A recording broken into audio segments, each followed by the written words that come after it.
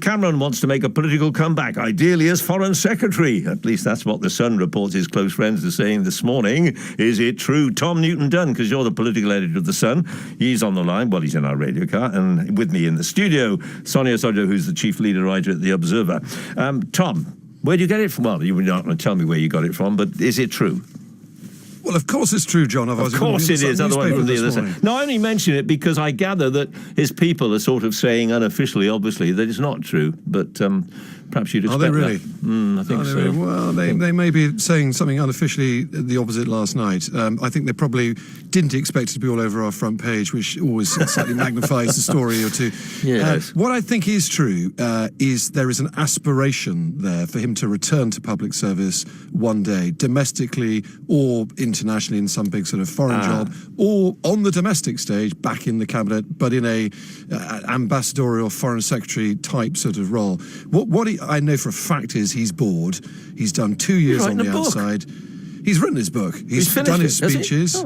He's finished the book, so I understand. He's done his speeches, and now he wants the whiff of power back, and or perhaps, as he would put it, public service. Sonia, what do you make of it? Well, I have to say I find that entirely believable. I think this has got all the hallmarks of classic public school David Cameron arrogance. I agree with Tom. He probably is bored. I think looking back, he'll now feel that he left politics a bit preliminarily. And I think he'll think that he's some diplomatic genius and the country could really do with his diplomatic genius back. The reason I'm very sceptical that we'll ever see it is first of all, of course, David Cameron is no diplomatic genius. In fact, far from it. Well, Europe's not exactly a resounding triumph. Exactly.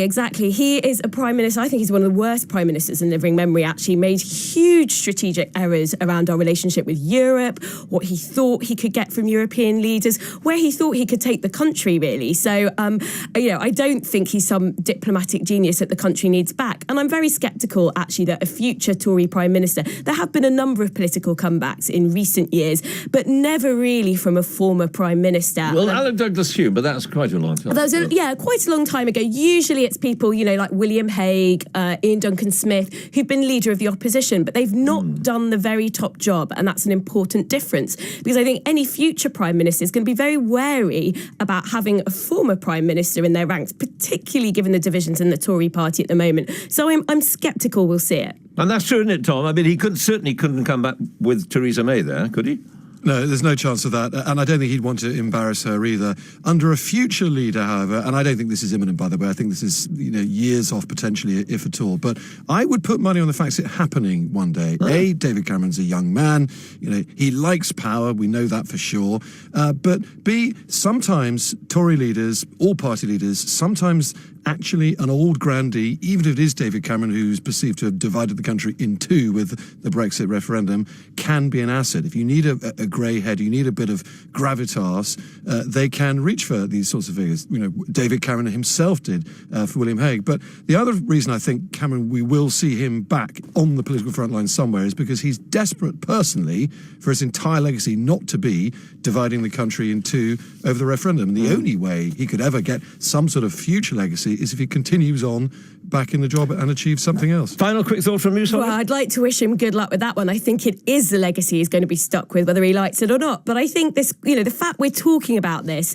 does show this issue. When you leave a very senior job in politics quite early, in your late 40s, early 50s, what do you do next? And I think that does pose a dilemma for Cameron. Once you've done the most important job in the country, where do you take it? But I'm not sure either the Conservative Party or the country is going to want to have him back in a senior role very soon. Sonia, Tom, thank you both very much. That's it from us. Our editors were Charlotte Hayward and Jonathan Harvey. From John and from me, good morning.